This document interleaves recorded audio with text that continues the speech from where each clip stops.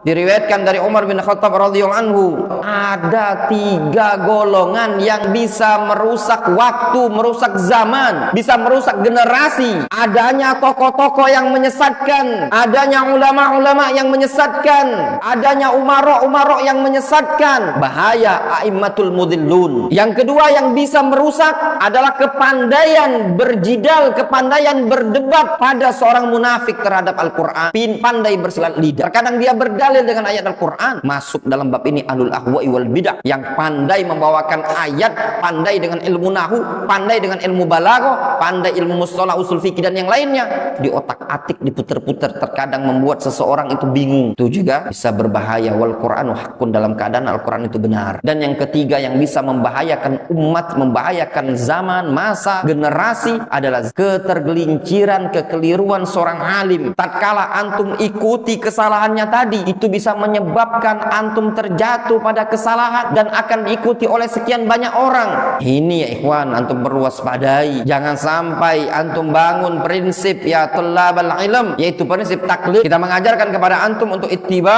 Kalau seandainya apa yang kami sampaikan di sini bertentangan dengan apa yang disampaikan oleh para ulama, antum ikuti para ulama yang lebih berilmu dibandingkan kami. Ingat para ulama